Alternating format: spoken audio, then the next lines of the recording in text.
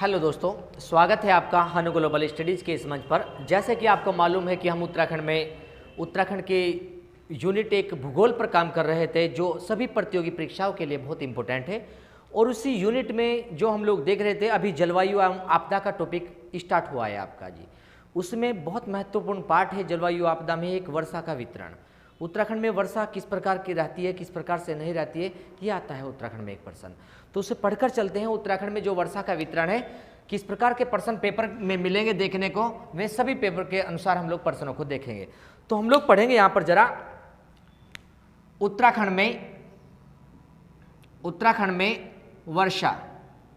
में वर्षा पढ़ेंगे हम लोग, किस प्रकार के प्रश्न यहाँ से निकलेंगे। तो सबसे पहले तो जानेंगे हम लोग उत्तराखंड में जो वर्षा को पढ़ेंगे, हम लोग कहेंगे वर्षा ऋतु कहें इसे। यहाँ पर हम लोग उत्तराखंड में वर्षा ऋतु पढ़कर चलेंगे। तो सबसे पहले तो हम लोग जाने यहाँ पर कि उत्तराखंड में जो वर्षा ऋतु है, इसे स्थानीय भाषा में क्या नाम दिए गए हैं। स्थानीय नाम अगर हम लोग इसके कहें, स्थानीय नाम, अगर स्थानीय नाम बताया आपको तो इसका स्थानीय नाम मिलता है बशगयाल, या दूसरा नाम मिलता है चौमासा। बशगयाल या चौमासा, जो दूसरा नाम हम लोग पढ़कर चलते हैं। वर्षा ऋतु का नाम उत्तराखंड में। अगर बात करें आगे हम लोग, वर्षा ऋतु में कब से कब तक प्रभावित रहता है उत्तराखंड का क्षेत्र। प्रभाव यदि देखें हम लोग, प्रभाव तो मध्य जून से अक्टूबर तक, मध्य जून से अक्टूबर तक प्रभाव रहता है उत्तराखंड में वर्षा का। किस प्रकार की वर्षा मिलती है, तो हम लोग कहेंगे उत्तराखंड में पर्वतीय वर्षा। उत्तराखंड में पर्वतीय वर्षा, पर्वतीय वर्षा का प्रकार देखने को मिलता है उत्तराखंड में। यदि बात करें, मध्य जून से लेकर अक्टूबर तक रहता है, लेकिन सर्वाधिक वर्षा अगर हम लोग देखें, सर्वाधिक वर्षा जुलाई, अगस्त और सितंबर माह में, सितंबर माह में, जुलाई अगस्त सितंबर माह में सर्वाधिक वर्षा देखने को मिलती है उत्तराखंड में। और यदि हम लोग वर्षा के विषय में और जाने, यहां पर हम लोग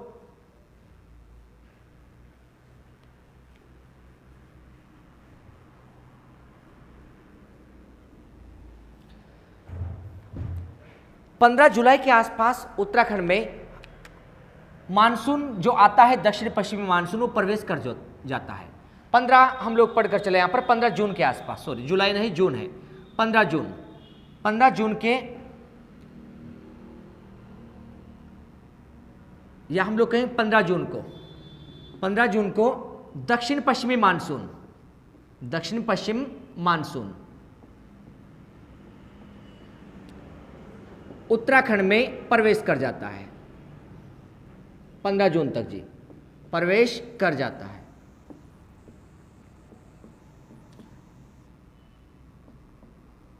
इसी के साथ में अगर हम लोग देखकर चले उत्तराखंड में मानसून की कौन सी शाखा है, तो देखिए उत्तराखंड वर्षा ऋतु जो होती है, कौन से मानसून से होती है, दो मानसून शाखा से होती है, से आती है वर्षा ऋतु। दो मानसून शाखा से आती है। अब ये दो मानसून शाखा कौन सी है, अगर दो मानसून शाखा की बात करें हम लोग, ये दो मानसून शाखा कौन सी है, एक का नाम होगा यहां पर जी दक्षिण पश्चिम मानसून। कहां से आ रहा है, हम लोग कहेंगे अरब सागर से दक्षिण पश्चिम मानसून आ रहा है। हम लोग पढ़कर चलेंगे अरब सागर से, दक्षिण पश्चिम मानसून है अरब सागर से। और एक शाखा है आपकी यहां पर बंगाल खाड़ी से, बंगाल खाड़ी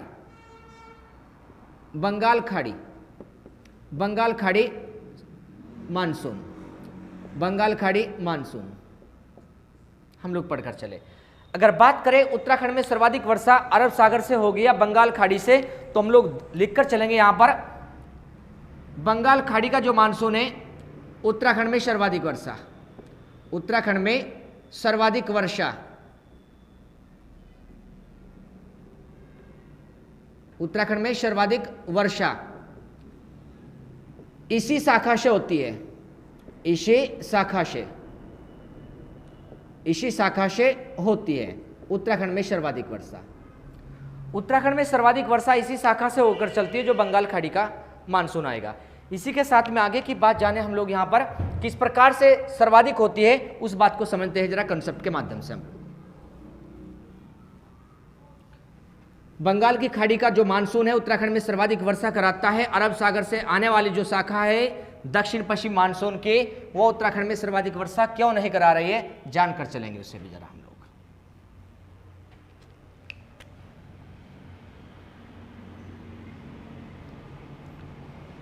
हम लोग जानते हैं यहाँ पर भारत के सापेक्ष में अरब सागर कहाँ है और बंगाल खाड़ी कहाँ है। पहले तो ये समझ लीजिए आप लोग, कुछ बच्चे हो सकते हैं नहीं जानते हैं तो समझ कर चले सभी लोग।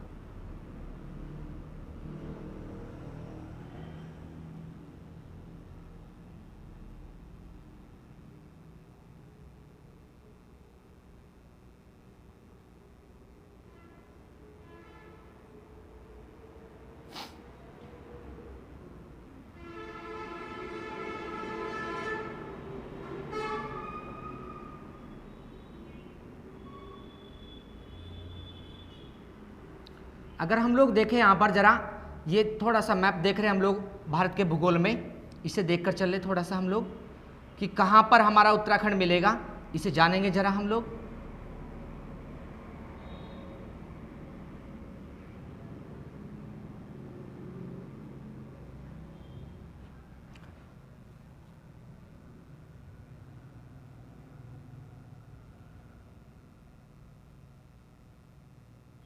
ये इस प्रकार से हम लोग भारत को देखकर चल रहे हैं जरा। और उत्तराखंड कहाँ मिलेगा, ये उत्तराखंड मिलेगा हमें यहाँ पर जी, ये नेपाल है, ये जो फैला पड़ा है ये नेपाल है यहाँ पर, ये नेपाल।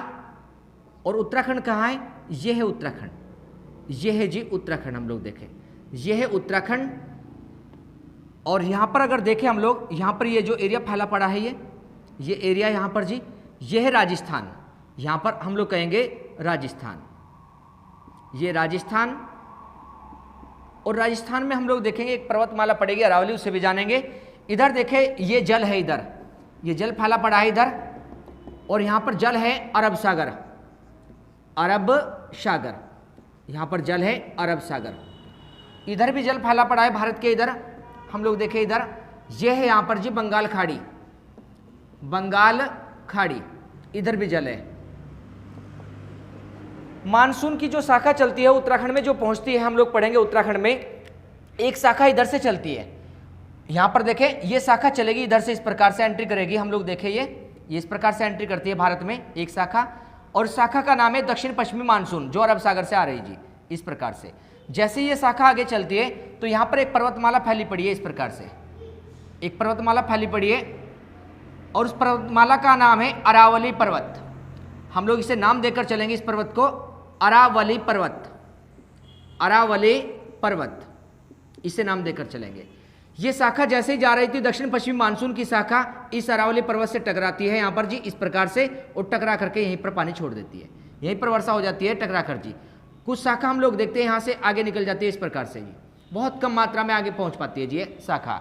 तो अरावली पर्वतमाला मार्ग में आ गई थी, जिसके कारण से हम लोग देखेंगे यहाँ पर कि वर्षा अरावली पर्वतमाला से टकरा कर यहीं पर आपके राजस्थान में हो गई।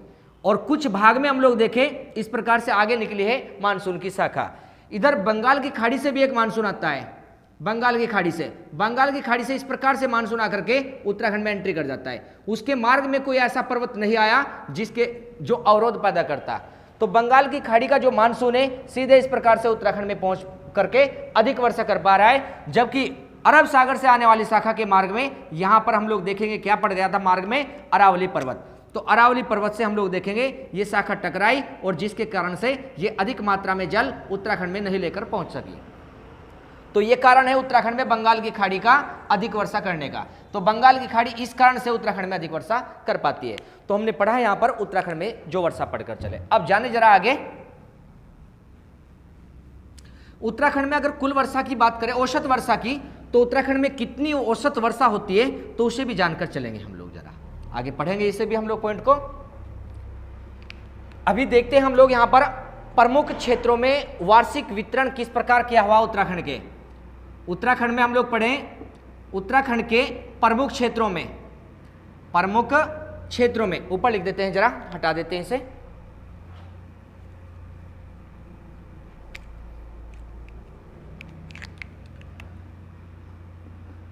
उत्तराखंड के प्रमुख क्षेत्रों में, प्रमुख क्षेत्रों में औसत वार्षिक वर्षा, औसत वार्षिक वर्षा। तो इसे जानते हैं पॉइंट को जरा हम लोग। उत्तराखंड में औसत वार्षिक वर्षा प्रमुख क्षेत्रों में किस प्रकार से हम लोग इसे औसत वार्षिक वर्षा को जानकर चलेंगे। अगर बात करें हम लोग उत्तराखंड में यहाँ पर जी, उत्तराखंड के मैप पर जी, कि किस प्रकार के प्रश्न हम लोग देखकर चले औसत वार्षिक वर्षा के।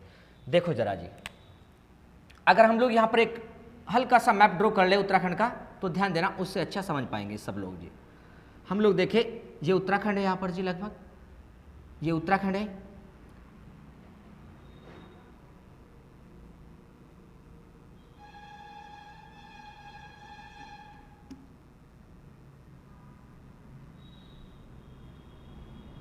ये हम लोग उत्तराखंड में देखकर चलेंगे। उधम सिंह नगर का एरिया है नीचे, ये उधम सिंह नगर का एरिया है। और देखो यहाँ पर हम लोग पढ़े, ये पिथौरागढ़ है, ये पिथौरागढ़ है। और यहाँ से हम लोग देखें, ये नैनीताल का पार्ट है। इसमें ये देखें तो ये अल्मोड़ा है यहाँ पर, और अल्मोड़ा से लगा हुआ ये हमारा बागेश्वर का क्षेत्र है। जो बागेश्वर पड़ेगा इस प्रकार से अल्मोड़ा से लगा हुआ है। ये इधर चमोली का एरिया है हमारा, और साथ में देखें ये हरिद्वार का पार्ट पड़ेगा, ये हरिद्वार, हरिद्वार से लगा हुआ ये एरिया यहाँ पर पौड़ी गढ़वाल, और पौड़ी को टच करता हुआ आता है ऊपर से रुद्रप्रयाग, और रुद्रप्रयाग को देखते हम लोग यहाँ पर टिहरी से टच हुआ, और इस प्रकार से ये देहरादून का पार्ट है इधर। देखिए जी, ये हमारा उत्तरकाशी है, उत्तरकाशी। और यहाँ पर देखिए देहरादून, ये देहरादून है, ये हरिद्वार, हरिद्वार, ये पौड़ी, पौड़ी है यहाँ पर, हम लोग जानेंगे इसे। इसी के साथ में ये टिहरी, टिहरी है यहाँ पर, ये रुद्रप्रयाग, और ये चमोली। यहाँ पर बागेश्वर, बागेश्वर, ये अल्मोड़ा, ये नैनीताल, और यहाँ पर उधम सिंह नगर नीचे बना है जी आपका, उधम सिंह नगर का पार्ट है। ये उधम सिंह नगर का एरिया है यहाँ पर जी, ये उधम सिंह नगर है यहाँ पर, युएश नगर, उधम सिंह नगर, ये चंपावत, और ये पिथौरागढ़। ये उत्तराखंड के डिस्ट्रिक्ट जाने हमने। और उत्तराखंड के यदि उत्तर में बात करें, इधर ये उत्तर है और ये दक्षिण है, ये दक्षिण है। ये उत्तराखंड का पूर्व है इधर, और ये इधर पश्चिम है। हम लोग क्या पढ़ने जा रहे हैं? उत्तराखंड के प्रमुख क्षेत्रों, उत्तराखंड के प्रमुख क्षेत्रों में औसत वार्षिक वर्षा, इसे पढ़ने जा रहे हैं जी। यहाँ पर जी, यहाँ से प्रश्न निकल कर चलते हैं, जानना जरा आप लोग जी। अगर हम लोग कहें यहाँ पर, ये उत्तराखंड जो फैला पड़ा है, यहाँ पर देख कर चले हम लोग, यहाँ से लेकर ये जो उत्तर का पार्ट है यहाँ पर जी, ये वाला एरिया, ये जो एरिया है, यहाँ पर एक हिमालय पड़ता है, उस हिमालय का नाम है जी यहाँ पर जी ट्रांस। ये ऊपर ट्रांस का भाग पड़ता है जी उत्तराखंड में, ट्रांस हिमालय, यहाँ पर ट्रांस का पार्ट पड़ता है, ट्रांस हिमालय। इसी के साथ में देखें, जो एक टिहरी, रुद्रप्रयाग और बागेश्वर, ट्रांस हिमालय 3 जिलों से जा रहा है, उत्तरकाशी, चमोली और पिथौरागढ़। उसी के नीचे हम लोग देख रहे हैं यहाँ पर जी, आपका एक हिमालय और पड़ता है, उसका नाम है जी वरहत या महान हिमालय, जो टिहरी के उत्तरी भाग को और रुद्रप्रयाग के उत्तरी भाग को काटेगा यहाँ पर जी। इन्हें काटता हुआ इस प्रकार चमोली, बागेश्वर और पिथौरागढ़ से आगे निकल जाए। और ये जो पार्ट पड़ेगा यहाँ पर, इस पार्ट का नाम हम लोग पढ़ेंगे यहाँ पर, ये है हमारा वरहत। यहाँ पर ये जो एरिया है सब, ये वरहत या महान हिमालय, वृहत या महान हिमालय पढ़ेंगे इसे हम, वृहत या महान हिमालय। और जो नीचे का पार्ट पढ़े हम लोग इस प्रकार से है, ये एरिया है वृहत या महान का, ये वाला एरिया वृहत या महान का है, ये वाला क्षेत्र। अगर नीचे देखें हम लोग इसी प्रकार से, देहरादून है, देहरादून से काटते हुए हम लोग इस प्रकार टिहरी, टिहरी से काटते हुए पौड़ी, और पौड़ी से काटते हुए अल्मोड़ा, अल्मोड़ा से थोड़ा सा नैनीताल को टच करते हुए चंपावत। इस प्रकार हम लोग निकल रहे हैं। ये हम लोग गए हैं यहाँ पर जी, हमने देखा ये इस प्रकार देहरादून, देहरादून से होता हुआ पौड़ी, यहाँ से निकलते हुए चंपावत, इस प्रकार से गए। ये जो एरिया पड़ेगा ये वाला पार्ट, यहाँ पर ये वाला पार्ट, ये वाला पार्ट पड़ेगा यहाँ पर, इसे कहेंगे हम लोग लघु या मध्य हिमालय, लघु या मध्य हिमालय, मध्य हिमालय यहाँ पर जी। पॉइंटों को समझना जो हम लोग बताना चाह रहे हैं जी अभी आपको। और यहाँ पर ध्यान देना जरा, अगर हम लोग देहरादून से ही देखें इस प्रकार से, एक देहरादून से ही चले इस प्रकार से हम लोग देहरादून को काटते हुए ऐसे, और थोड़ा सा हरिद्वार में इस प्रकार एंट्री, और हरिद्वार से होते हुए पौड़ी, और पौड़ी से होते हुए नैनीताल, और नैनीताल से निकलते इस प्रकार चंपावत। ये जो एरिया है हमारा यहाँ पर, ये पड़ेगा हमारा शिवालिक, शिवालिक या बाह्य हिमालय,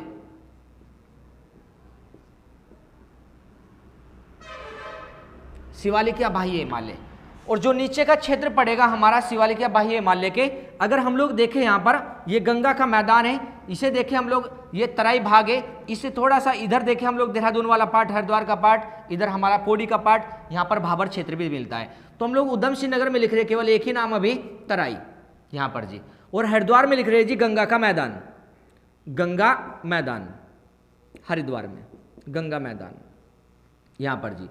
ये हमने जाने, हमने उत्तराखंड में कुछ यहाँ पर जाने हैं क्षेत्र, ट्रांस, वृहत, लघु, शिवालिक, गंगा मैदान, तराई क्षेत्र। ये भाबर का एरिया पड़ेगा थोड़ा सा इससे ऊपर जी, तराई से ऊपर जी। तो जानने हम लोग यहाँ पर क्या पढ़ने जा रहे हैं जी, उत्तराखंड में, उत्तराखंड के प्रमुख क्षेत्रों में औसत वार्षिक वर्षा, ये पढ़ने जा रहे हैं। इधर क्या पड़ता है हमारा जी, पूर्व, और इधर क्या है, उत्तर, इधर उत्तर पड़ता है हमारा यहाँ पर जी, और इधर पड़ता है हमारा पश्चिम, और ये हमारा दक्षिण है। अगर उत्तराखंड में वार्षिक वर्षा को देखें हम लोग, तो नीचे से हम लोग जितना भी उत्तर की ओर को चलेंगे, मतलब दक्षिण से उत्तर की ओर को चलेंगे, तो वर्षा की मात्रा घटती जाएगी। मतलब नीचे अधिक वर्षा हो रही है, जितना ऊपर को जाएंगे वर्षा की मात्रा घटती जाएगी। कारण क्या है, हम लोग देखेंगे नीचे की ओर से जो मानसून आ रहा है, एक मानसून इधर से एंट्री कर रहा है, एक इधर से आकर के एंट्री कर रहा है। नीचे की ओर से जो मानसून यहाँ पर एंट्री कर रहे हैं, वे मानसून जैसे अपनी वायु को, जलवाष्प को लेकर के चलते हैं, तो पर्वतों से टकरा करके घाटियों में यहीं पर वर्षा अधिक करने लगते हैं। जैसे ऊपर उठते हैं तो उनके पास में हम लोग देखते हैं जलवाष्प कम बचती है, और जलवाष्प कम तो है ही है, साथ में ऊपर जितने भी जाएंगे तो ठंडा अधिक होगा, तापमान कम होगा। तापमान कम होगा, ऊपर को जाने पर ताप कम हो जाता है, ठंडा अधिक बढ़ने लगता है, जिसके कारण से क्या होता है वहां पर जी, कि जो जलवाष्प हमारे पास है, यहाँ पर जो मानसून लेकर जा रहा है जलवाष्प, यहाँ पर वो ऊपर जाकर के वर्षा के रूप में, जल के रूप में नहीं गिरती, बल्कि यहाँ पर ठंडा अधिक होने के कारण बर्फ की तरह ऊपर वर्षा होती है। तो बर्फ की वर्षा ऊपर गिरती है, ना कि यहाँ पर जल की वर्षा अधिक होती है। तो प्रश्न क्या हमारे पास, प्रश्न ये है कि दक्षिण की ओर से जितना भी हम लोग उत्तर की ओर को बढ़ेंगे, दक्षिण की ओर से जितना भी उत्तर की ओर को बढ़ेंगे, तो वर्षा पर क्या प्रभाव पड़ेगा, वर्षा घटेगी। हम लोग पॉइंट को लिखने जा रहे हैं, ऊपर से पॉइंट हटा रहे हैं जब यहाँ पर, ध्यान देना जरा। तो पॉइंट हमारा निकल रहा है यहाँ पर, दक्षिण से उत्तर की ओर जाने पर वर्षा की मात्रा घटती है। कारण क्या है, समझ गए आप लोग, कि तापमान ऊपर कम हो जाता है, नीचे से ऊपर को जाएंगे, और मानसून के पास में जो जल वाष्प है वो भी कम पड़ती जाती है ऊपर को जाने पर। तो जल वाष्प कम पड़ी, नीचे ही वर्षा को छोड़ दिया अधिक, और ऊपर जो बचा है वो बर्फ के रूप में बर्फीली वर्षा होती है ऊपर जाकर जी, जो बचा हुआ है। तो दक्षिण से उत्तर की ओर जाएंगे, दक्षिण से उत्तर की ओर जाने पर वर्षा की मात्रा क्या होती है जी, घटती है, दक्षिण से उत्तर की ओर जाने पर। अब एक पॉइंट और समझो जरा, अगर प्रश्न ये पूछे आपसे कि कौन से हिमालय में अधिक वर्षा होगी, तो हम लोग कहें शिवालिक में, बाह्य में, या ट्रांस, वृहत में, किस में अधिक वर्षा होगी। हमने कहा दक्षिण से उत्तर को चलेंगे तो वर्षा घट रही है, तो मतलब वृहत या महान में या ट्रांस में तो बहुत कम वर्षा होगी। सबसे वर्षा कहाँ मिलेगी, नीचे अधिक। नीचे अधिक मिलेगी तो शिवालिक में अधिक है, उससे कम लघु में है, उससे कम किसमें, वृत्त में, ट्रांस में है जी। तो सबसे कम अगर देख कर चले हम लोग यहाँ पर और यहाँ पर देखने को मिलेगी अगर वर्षा को हम लोग देखें। इसी प्रकार आगे देखो जरा, अगर हम लोग पूर्व से पश्चिम की ओर को चले तब वर्षा पर क्या प्रभाव पड़ेगा। लेकिन एक बात और समझो, उत्तर से दक्षिण को आ रहे, ट्रांस, वृत्त, लघु, शिवालिक की ओर नीचे को आ रहे तो वर्षा घट रही है बढ़ रही है। हम लोग कहेंगे ऊपर से नीचे को आ रहे तो वर्षा नीचे की ओर तो बढ़ती हुई दिखाई देती है हमें, क्योंकि नीचे अधिक वर्षा है। तो ऊपर से उत्तर से दक्षिण को आएंगे तो वर्षा बढ़ रही है, और दक्षिण से उत्तर को जाएंगे तो वर्षा घट रही है हमारी। ऐसे ही देखो जरा, पूर्व से पश्चिम को जाए तो वर्षा कैसी होगी, और पश्चिम से पूर्व की ओर को आए तो वर्षा कैसी होगी।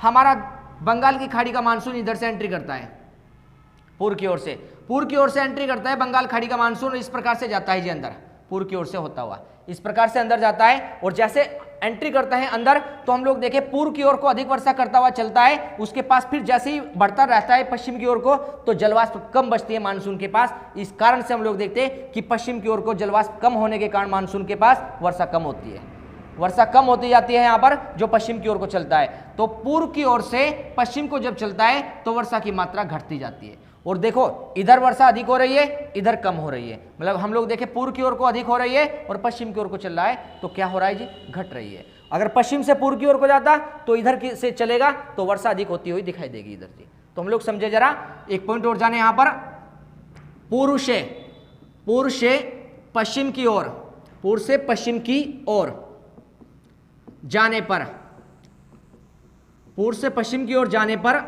वर्षा की मात्रा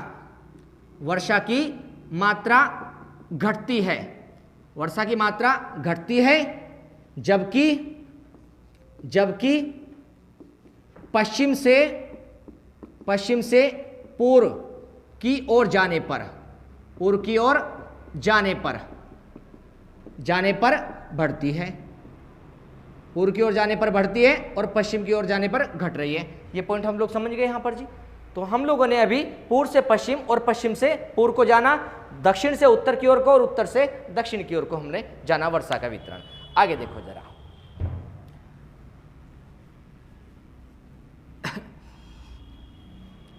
अब अगर आप लोगों से हम लोग ये बात कहें कि कौन से हिमालय में कितनी वर्षा होती है उसे जान लें जरा। हम लोग नाम लिख रहे हैं यहाँ पर जरा। अब नंबर 1 यहाँ पर हम लोग जानकर चलें, अगर हम लोग देखें ये क्षेत्र है हमारा यहाँ पर जी, ये वृहत हिमालय का क्षेत्र है। इस वृहत हिमालय में देखें यहाँ पर इस प्रकार से हम लोग वृहत हिमालय को जाने यहाँ पर जरा, ये वृहत हिमालय जान लिया हमने। वृहत हिमालय का ये उत्तरी भाग और ये दक्षिणी भाग, हमने कहा वृहत हिमालय का उत्तर और वृहत हिमालय का दक्षिण यहाँ पर जी। इसी प्रकार से हमने इसका नाम दिया यहाँ पर जी वृहत या महान हिमालय, वृहत या महान हिमालय इसका नाम दिया, वृहत या महान हिमालय। इसके नीचे एक हिमालय और था हमारा, उसका नाम था लघु हिमालय। अगर हम लोग इसे लघु कहें यहाँ पर, ये नाम लघु का देकर चले इस प्रकार से हम, तो लघु का हम लोग देखें, लघु का पार्ट इस प्रकार से मिला हुआ ऊपर लघु, इसका ये उत्तरी भाग होगा और ये दक्षिणी भाग होगा लघु का। इसे नाम दे रहे हैं हम लोग लघु या मध्य हिमालय, लघु या मध्य हिमालय, लघु या मध्य हिमालय इसे नाम देकर चल रहे हैं हम लोग यहाँ पर जी। इसी के साथ में अगर हम लोग पढ़कर चले लघु या मध्य हिमालय को ही देखकर चले, दून द्वार, अब देखो हम लोग कहीं इधर दून भी पढ़ सकता है और द्वार भी, हम लोग कहीं इधर दून है पश्चिम में और इधर द्वार है, दून और द्वार। हमने कहा लघु हिमालय का पार्ट है यहीं पर जी, लघु हिमालय का पार्ट है ये भी, इधर द्वार है, घाटियां बनी हुई है, इधर दून घाटी कहलाती है। इधर लघु हिमालय के पश्चिम में देखे तो दून घाटी और पूर्व में देखे तो द्वार घाटी मिलती है लघु हिमालय के। यहाँ पर भी ध्यान देकर चलेंगे हम लोग जरा। अब नीचे क्या बना हमारा यहाँ पर जी, इसे अगर हम लोग बोलकर चले, यहाँ पर भी पर्वत श्रेणी फैली पड़ी हमारी, इसका नाम है, हम लोग पढ़कर चले शिवालिक, इसका नाम है शिवालिक या बाह्य हिमालय, शिवालिक, शिवालिक या बाह्य हिमालय नाम देंगे, शिवालिक या बाह्य हिमालय, बाह्य हिमालय। इसी में हम लोग देखकर चले, शिवालिक या बाह्य हिमालय के नीचे ही तराई भी पड़ रहा है, गंगा मैदान भी है, भाबर भी है।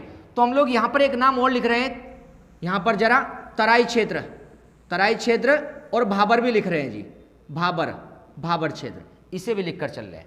हम लोगों ने कहा हमें देखना है यहाँ पर जी क्या कि वर्षा का वितरण कितना किस प्रकार से हो रखा है, इसे देखकर चल रहे हैं हम लोग।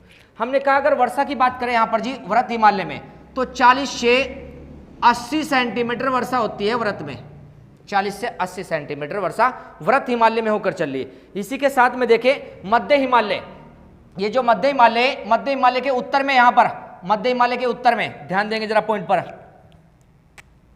80 से 120 सेंटीमीटर, 80 से 120 सेंटीमीटर उत्तर में हो रही है। और दक्षिण में कितनी, हमने कहा उत्तर में इतनी है, दक्षिण में कितनी, हम लोग कहेंगे 120 से पढ़ेंगे 200 सेंटीमीटर, 200 सेंटीमीटर वर्षा।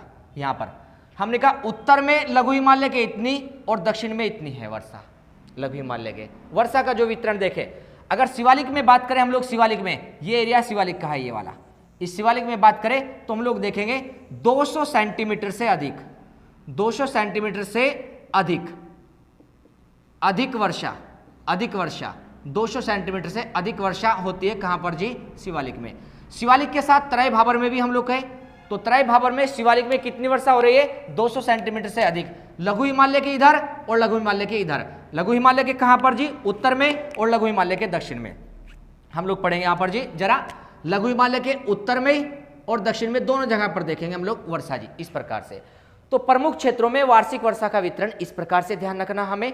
और अगर पूरे उत्तराखंड में हम लोग देखकर चले, उत्तराखंड में, पूरे उत्तराखंड में औसत वर्षा कितनी होती है, उत्तराखंड में औसत वर्षा, उत्तराखंड में औसत वर्षा कितनी है उत्तराखंड में, तो हम लोग कहेंगे 150 से 200 सेंटीमीटर। उत्तराखंड में औसत वर्षा इतनी है जी, इंपोर्टेंट फैक्ट है पेपर के लिए, ध्यान देकर चलेंगे। औसत वर्षा कितनी, 150 से लेकर 200 सेंटीमीटर तक उत्तराखंड में औसत वर्षा मिलती है। इसी के साथ में हम लोग जाने यहां पर जरा उत्तराखंड में ही,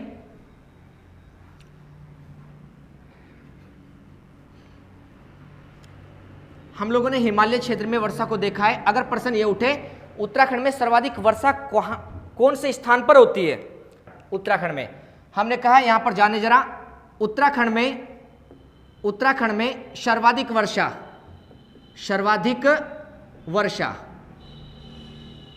वर्षा कहां होती है, तो हम लोग कहेंगे नरेंद्र नगर में सर्वाधिक वर्षा होती है। नरेंद्र नगर में सर्वाधिक वर्षा कहां पड़ता है, टिहरी में।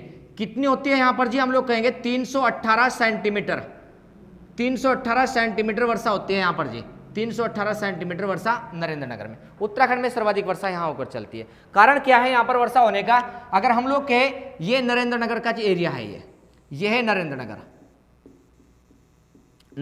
नगर का एरिया है। ये इधर नरेंद्र नगर के इधर भी पहाड़ियाँ पड़ती है और इधर भी पहाड़ियाँ पड़ती है। जब हम लोग देखते हैं ये नरेंद्र नगर का इस प्रकार का एरिया फैला पड़ा है, ये मानसून इधर से एंट्री करता है जब नरेंद्र नगर की ओर को, गंगा की घाटी से आता है मानसून, तो हम लोग देखते हैं ना तो मानसून इधर निकल पाती है वायु और ना इधर जा पाती है जी मानसूनी पवनें। हम लोग देखते हैं पहाड़ी में इस प्रकार से घाटी बनी हुई है कि मानसून की शाखा हम लोग देखें ना तो पूर्व की ओर जा पाती है ना ही पश्चिम की ओर जा पाती है, सीधी नरेंद्र नगर में जाकर के पहाड़ियों से टकराकर वर्षा करती है। हम लोग देखेंगे ये गंगा की घाटी से मानसून पहुंचता है नरेंद्र नगर की ओर को, तो यहाँ पर जो मानसून जा रहा है सीधा नरेंद्र नगर में हम लोग देखकर चले एंट्री करता है, क्योंकि नरेंद्र नगर का मुख दक्षिण की ओर को है, दक्षिण की ओर को फेस ओपन हो रखा है नरेंद्र नगर का, और एंट्री वहां से होती है मानसूनी पवनों की, तो ये मानसूनी पवनें अपने पूर्व और पश्चिम में नहीं निकल पाती, जिसके कारण से सारी वर्षा कहाँ हो जाती है, नरेंद्र नगर में। तो नरेंद्र नगर में सर्वाधिक वर्षा होने का एक कारण ये भी बना हुआ है। इसके अतिरिक्त देखें तो देहरादून का राजपुर भी अच्छी खासी वर्षा हो जाती है वहां पर। एक समय यह था कि देहरादून के राजपुर में भी एक बार 318 सेंटीमीटर वर्षा हुई थी। हम लोग कहें राजपुर कहाँ पड़ेगा, देहरादून, और एक क्षेत्र पड़ता है मंसूरी में भी अच्छी वर्षा होती है। राजपुर में और मंसूरी में ये दोनों क्षेत्र कहाँ पड़ते हैं जी, देहरादून के हैं, ये दून के एरिया हैं दोनों जी, यहाँ पर भी अच्छी वर्षा होकर चलती है। हम लोग पढ़े यहाँ पर जरा, एक एरिया आपका श्रीनगर है, श्रीनगर में अगर देखकर चले हम लोग तो लगभग हम लोग पढ़ेंगे यहाँ पर श्रीनगर में 98 के आसपास, यहाँ पर लगभग 98 सेंटीमीटर के आसपास वर्षा होकर चलती है यहाँ पर, अगर श्रीनगर में देखकर चले हम लोग। तो श्रीनगर में कम वर्षा होती है यहाँ पर जी, कम कम वर्षा का एरिया है जी श्रीनगर। श्रीनगर कम वर्षा का एरिया है, हम लोग पढ़कर चले जो श्रीनगर है जी 98 या 93 के आसपास है यहाँ पर श्रीनगर में वर्षा। एक बार चेक कर लेना आप लोग जरा, 98 या 93 होगा। लेकिन यहाँ पर आवश्यकता नहीं पड़ेगी इतनी कि हाँ इसका सेंटीमीटर में ही वर्षा पूछी जाए जी यहाँ पर जी, लेकिन फिर भी आपको बता रहे, एक बार देख लेना आप लोग, नहीं तो हम बता देंगे इसमें कि 98 या 93 होगा लगभग। तो देखिए हमने वर्षा को जाना कि उत्तराखंड में सर्वाधिक वर्षा कहाँ होती है, ये पॉइंट जानना जी हमें नरेंद्र नगर जी केवल। इसके अतिरिक्त राजपुर और मंसूरी में भी वर्षा अच्छी होती है, वहाँ पर लगभग 242 सेंटीमीटर के आसपास वर्षा कहाँ होती है मंसूरी में, और 318 के आसपास राजपुर में पहुँच जाती है वर्षा। लेकिन कोई आवश्यक नहीं कितनी होती है यहाँ पर जी, हमें केवल नरेंद्र नगर को जानना वहाँ पर कितनी होती है। अपने मन में भीड़ नहीं करनी है, डाटा की हमें जी केवल हमें समझ कर चलना चीज़ों को जो पेपर की दृष्टि से बहुत इंपॉर्टेंट हो, केवल उन पर फोकस बनाएंगे।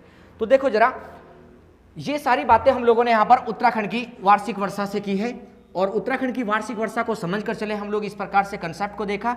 यदि आप लोगों को कहीं पर कोई भी डाउट होगा यहाँ पर वार्षिक वर्षा में या जिस भी प्रकार का लगे आपको, तो आप लोग कमेंट सेक्शन में भेज भी सकते हो अपने डाउट को। यहाँ पर हम लोग प्रयास करेंगे आप लोगों के जल्द से जल्द उन डाउट को क्लियर करने का जी।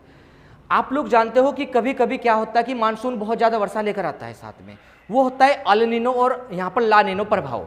अल नीनो प्रभाव और ला नीनो प्रभाव पूर्ण रूप से हम लोग समझकर चलेंगे जो आप लोग पढ़ोगे यहाँ पर भारत के भूगोल में मानसून पढ़ोगे। जब भारतीय मानसून को पढ़ोगे तब उसे हम लोग समझकर चलेंगे वहाँ पर।